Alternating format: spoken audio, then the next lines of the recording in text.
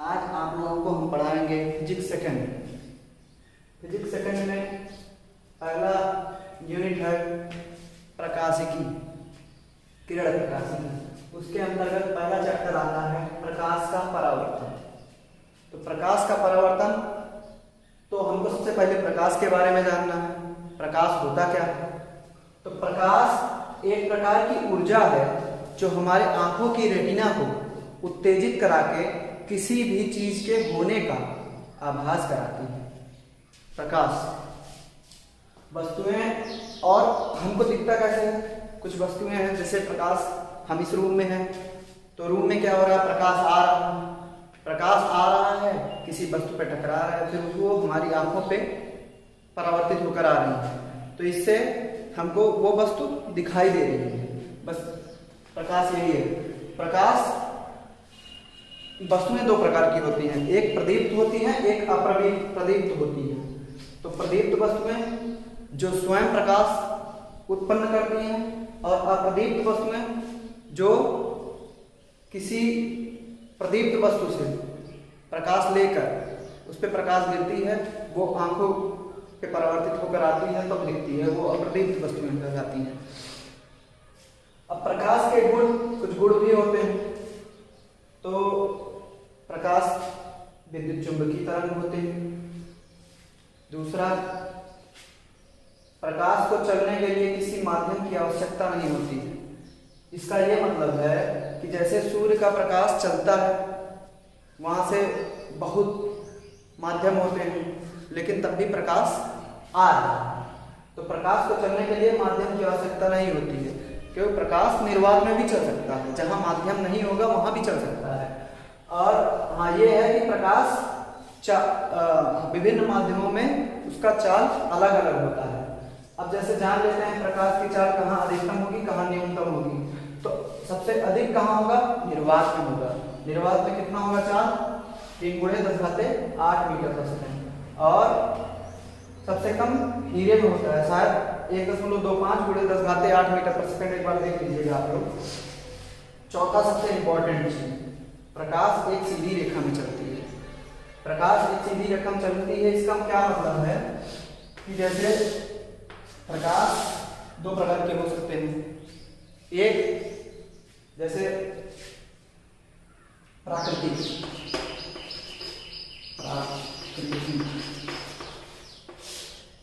एक होता है अप्राकृतिक।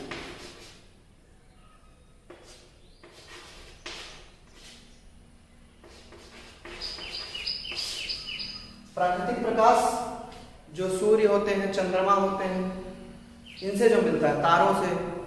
और अप्राकृतिक प्रकाश जैसे टार्च होता है, बल्ब होता है, जो हम लोग खुद बनाते हैं, वो अप्राकृतिक प्रकाश है। जैसे अब इसका कहने का ये मतलब प्रकाश एक सीधी रेखा में चलती है, इसका ये मतलब है जैसे एक टार्च है, टार्च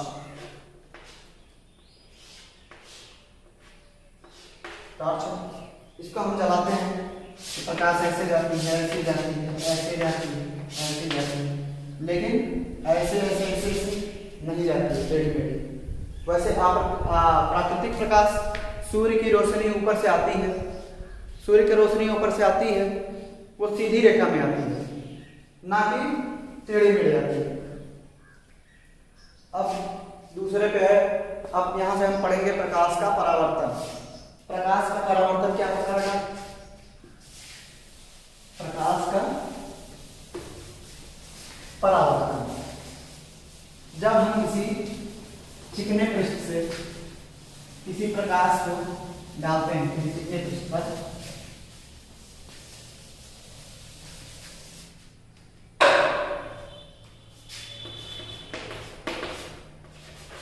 प्रकाश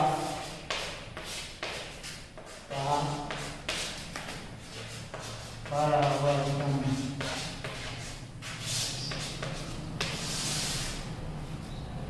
प्रकाश का परावर्तन, इसमें क्या होता है? मान लो ये चिकना सतह, इस पे कोई एक प्रकाश की किरण आई और यहाँ से से टकरा के उसी माध्यम में वापस लौटती है। तो यही होता है परावर्तन, कि प्रकाश की कोई किरण किसी चिकने सतह से टकराकर उसी माध्यम में वापस लौट जाती है। इसको क्या बोलते हैं? प्रकाश का परावर्तन बोलते हैं। अब इसमें क्या होता है, इसमें भी समझ लें। ये जो प्रकाश आई, इसको क्या बोले? आपतित किरण। ये जो परावर्तित होकर चली गई, इसको क्या बोलते हैं? परावर्तित किरण। जिसपे टकराई क्या बोलेंगे? आपतन बिंदु। आपतन बिंदु। जिस तल पे टकराई क्या हुआ? परावर्तक तल। यहां से आपतन बिंदु तथा आपतन बिंदु पर जो लंब होगा इसको क्या बोलेंगे? अभिलंब। अभिलंब। और अभिलंब और आपतित किरण के बीच का जो कोण होगा इसको आई से प्रदर्शित करेंगे। इसको क्या बोलेंगे? आपतन कोण। आपतन कोण। इसको क्या बोलेंगे? आर परावर्तन कोण।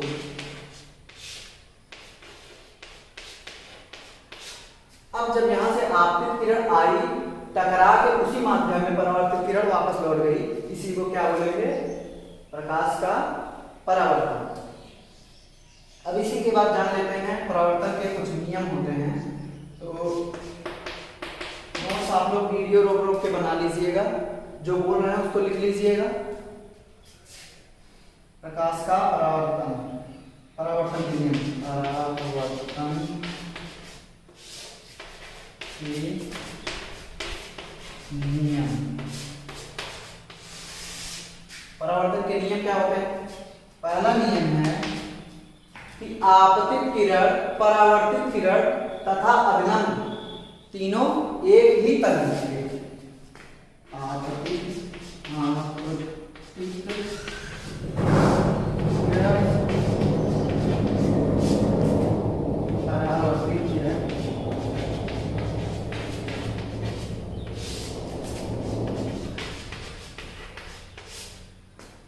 तथा अभिलंब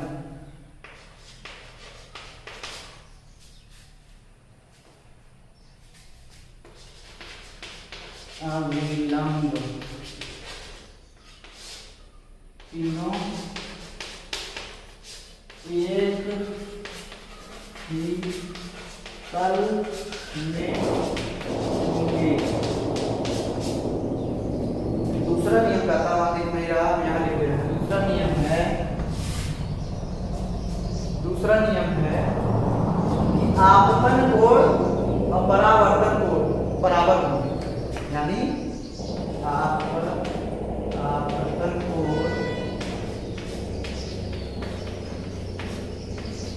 आई बराबर परावर्तन कोण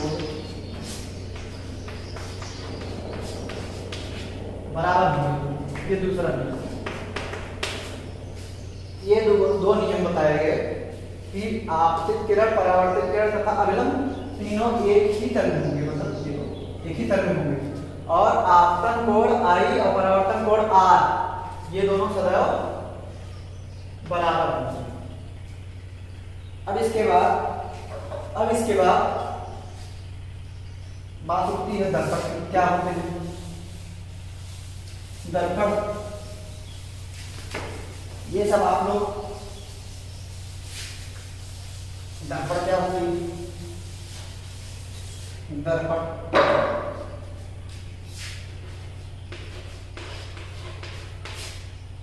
दर्पण किसी चिकने पृष्ठ जिसपे चांदी या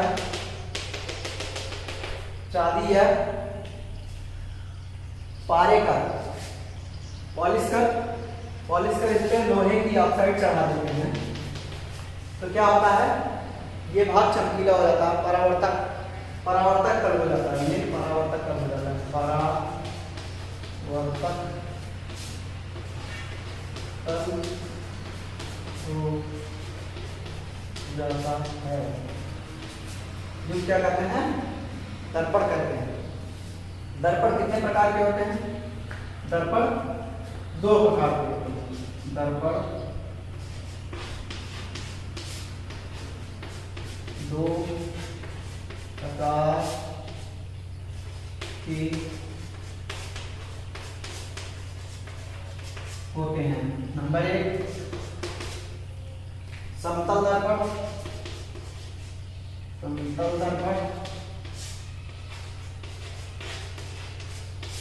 नंबर 2 गोलीय दर्पण,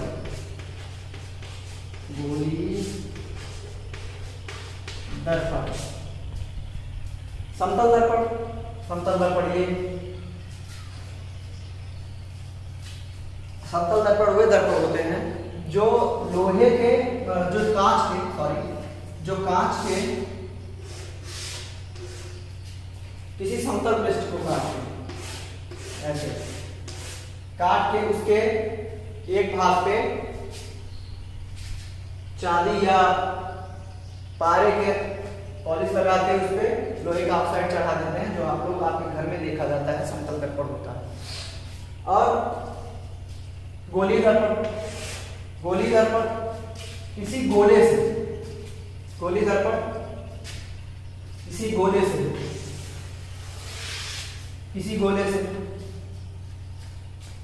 एक गोले के एक भाग को काटते हैं, इसको काट के अलग कर लिए, ठीक है, इसको काट के अलग कर लिए। अब किसी एक भाग को अगर इसको पॉलिश और कलर कर दिए, पॉलिश लगा दिए, इस पे पेंट लगा दिए, परावर्तक तल इसका झुका हुआ तल बना, परावर्तक तल बना, तो इसको क्या बोलेंगे, अवतल दर्पण। और अगर इधर वाले को झुके हुए तल को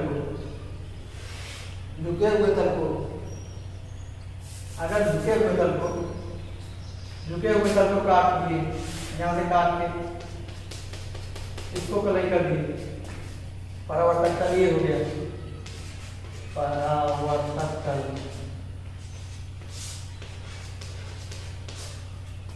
तो इसको क्या बनेंगे, उत्तल दर्पण। इसको क्या बोलेंगे, उत्तल दर्पण। तो गोली दर्पण के कितने भाग हुए, नंबर 1 अवतल दर्पण, नंबर 2 उत्तल दर्पण,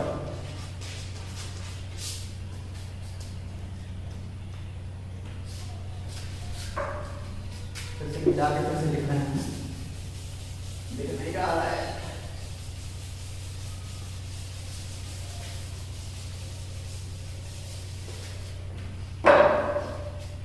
गोलीय दर्पण,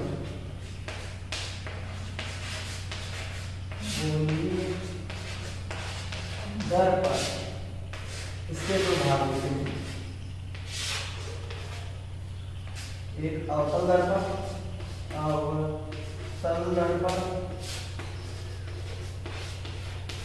दूसरा क्या होता है, उत्तल दर्पण।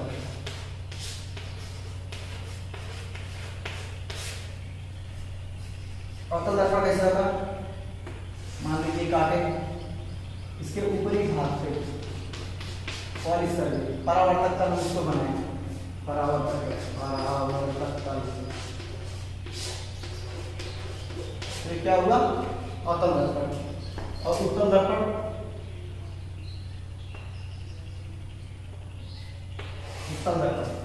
ऐसे बना दिए, इसका निचला हुआ भाग पॉलिश कर दीजिए। ये है परावर्तक तल। परावर्तक तल, तो इसको क्या बोलेंगे? अवतल दर्पण। ऐसा दर्पण, ऐसा गोलीय दर्पण जिसके उभरे हुए भाग को पॉलिश करके कर्व वाले भाग को परावर्तक तल बनाया जाए, या झुके हुए भाग को परावर्तक तल बनाया जाएगा, वैसे उस अवतल, उसको क्या बोलेंगे? अवतल दर्पण बोलेंगे। और इसमें भी वैसे ही है कि इसके झुके हुए भाग को पॉलिश कर उथले हुए भाग को, उभरे हुए भाग को परावर्तक तल बनाया जाए, तो उसको क्या बोलेंगे? उत्तल दर्पण बोलेंगे। अब समतल दर्पण के बारे में नहीं पढ़े थोड़ा सा। समतल दर्पण जैसे मान लो समतल दर्पण, समतल दर्पण, समतल दर्पण मान लीजिए आप पढ़े हैं, ये आपका है, ये बीम है, आपका बीम है, और ये आप ही के जैसा एक और खड़ा है, ये क्या है आपका? दिख नहीं रहा है, ऊपर करते हैं।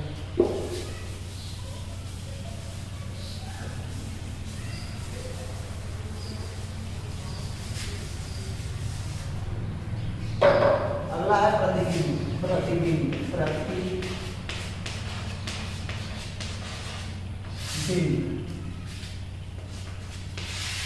प्रतिबिंब क्या होता है? प्रतिबिंब, मान लीजिए आप यहाँ शीशे के सामने खड़े हैं, प्रतिबिंब आप शीशे के सामने खड़े हैं, ये क्या हुआ? बिंब। ये आप खड़े हैं, ये बिंब हुआ। और आप ही के जैसा एक इधर शीशे में इधर साइड खड़ा होगा, पीछे की साइड, इसको क्या बोलेंगे? प्रतिबिंब। आप जैसा करेंगे वैसा ये भी करेगा। अब क्या हुआ? यहां से मान लो प्रकाश चला, चला प्रकाश, दोनों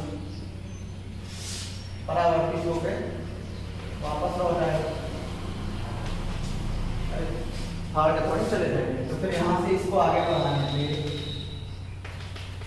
इमेज प्रतिबिंब यहां बनती है, तो यही हुआ प्रतिबिंब। तो इसका क्या है कि जब दो प्रकाश किसी वस्तु से चल के, किसी बिंदु से चल के किसी दूसरे बिंदु पर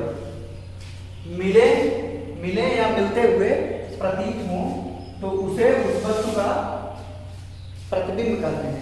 अब देखो यहाँ क्या है, प्रतिबिंब ये वास्तविक था, यहाँ देखो मिलता हुआ, अगर यहाँ ऐसे मिलता तो वास्तविक होता, दोनों अगर ये मिलते, लेकिन मिल नहीं रहे हैं, मिलते हुए प्रतीत हो रहे हैं। इसको बढ़ाने पे देखिए, मिलते हुए प्रतीत हो रहे हैं, तो ये क्या बना? आभासी प्रतिबिंब बना। हम लोग शीशे में क्या देखते हैं? अपना जो प्रतिबिंब देखते हैं वो क्या होता है? आभासी प्रतिबिंब होता है। ऐसे ही दर्पण में क्या होता है? ये वास्तविक का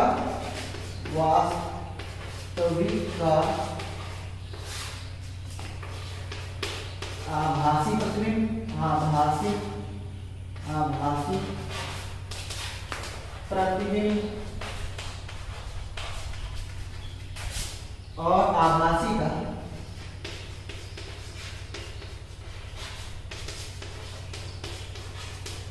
वास्तविक प्रतिबिंब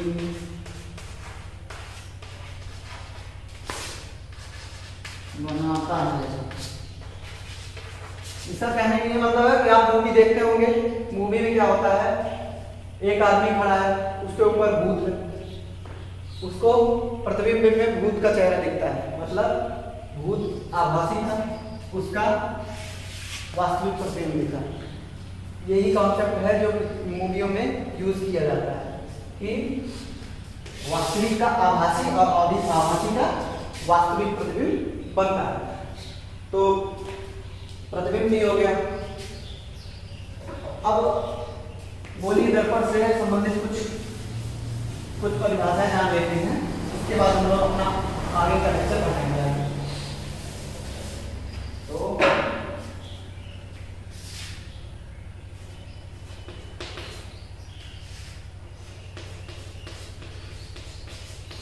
गोली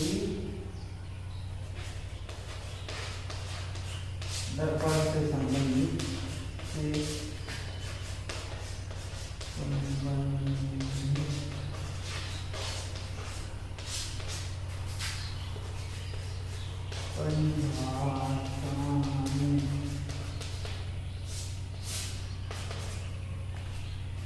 तो क्या होता है, जैसे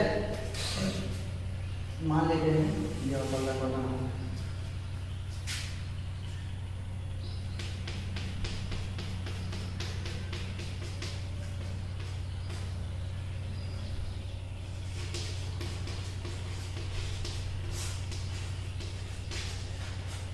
यह पल्ला, और मान लेते हैं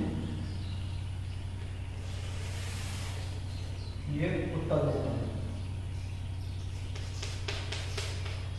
सॉरी हमेशा प्रकाश जो होगा दाएं से है। यह भी आपको चिन्ह प्रकार की हम बताएंगे।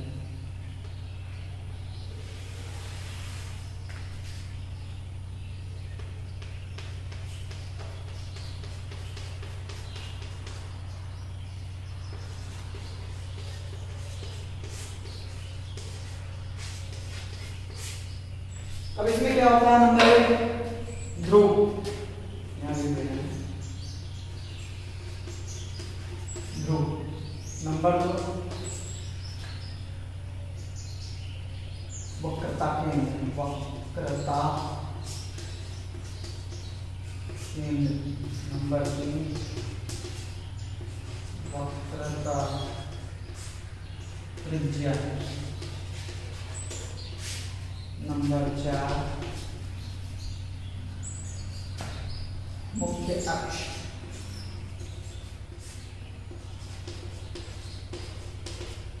नंबर पांच फोकस।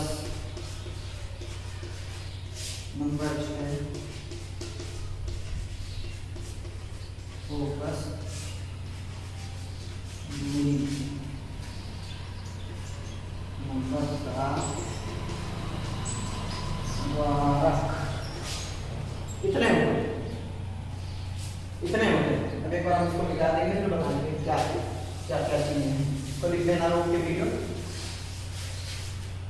तो क्या होता है, मान लो ये अवतल जंक्शन, अवतल दर्पण पर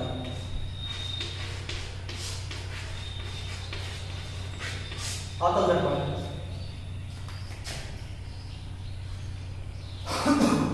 मान लो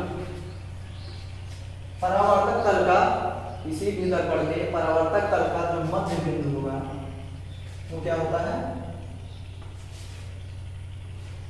ध्रुव। इसको P से दर्शाते हैं। इसमें भी ऐसे, यहाँ परावर्तक तल का मध्य बिंदु P, ठीक है। दूसरा क्या है, वक्रता केंद्र। अब वक्रता का मतलब क्या है, वक्रता का मतलब होता है झुकाव। और झुकाव कहां से आया, जिस गोले से कटा हुआ था। तो गोली दर्पण जिस गोले से कटा होगा उसके केंद्र को क्या बोलेंगे, वक्रता केंद्र बोलेंगे। तो ये क्या होगा, C। क्या होगा, इसको C से दिखाएंगे, वक्रता केंद्र। अब वक्रता त्रिज्या क्या होगा, जिस गोले से, गोली दर्पण जिस गोले से कटा होगा। अब इसमें भी वैसे ही है, इसका जो केंद्र होगा वही वक्रता केंद्र होगा गोले का। अब वक्रता त्रिज्या, वक्रता त्रिज्या जिस गोले से, गोली का दर्पण जिस गोले से कटा होगा उसकी जो त्रिज्या होगी वही क्या होगी, वक्रता त्रिज्या। इसको क्या आज से दिखाते हैं, ठीक है। तीसरा क्या है, मुख्य अक्ष। मुख्य अक्ष क्या होता है, ये वक्रता केंद्र और ध्रुव को मिलाने वाली, वक्रता केंद्र और ध्रुव को मिलाने वाली जो रेखा होती है इसको क्या बोलेंगे, मुख्य अक्ष। रेखा, मुख्य अक्ष।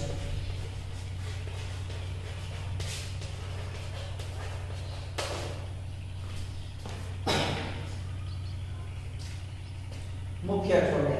अब क्या है फोकस। फोकस क्या होता है? फोकस वक्रता केंद्र और ध्रुव के बीच का मध्य बिंदु होता है। क्या होता है? मध्य बिंदु होता है। ये होता है फोकस। अब जब ये मध्य बिंदु है तो क्या होगा? ये आर ही होगा, आर इक्वल ये तो आर है, तो क्या होगा? R is equal to F, तो F is equal to R by 2, मतलब फोकस जो होगा वो वक्रता त्रिज्या का आधा होगा। फोकस दूरी ध्रुव से फोकस की दूरी जो होगी ये होगी फोकस दूरी, वही फोकस दूरी एफ से दिखाते हैं, पहले बताते हैं। और द्वारक, द्वारक क्या होगा? द्वारक ये जो जीवा होती है, ये दोनों अक्ष मतलब जो दोनों के छोर हैं, दर्पण के दोनों छोर, इसको मिलाने वाली जो जीवा होती है उसे क्या बोलते हैं? द्वारक। द्वारक। तो बेटा इसको आप लोग लिख लेना, आप लोग जो है लिख लेना, जो ना समझ में आए वो पूछ लेना। और अगर आप लोग अपने आप से नोट्स बनाना अगर नहीं होगा तो हम खुद दे देंगे नोट्स, लेकिन आप लोग खुद बनाने की एक बार कोशिश करना।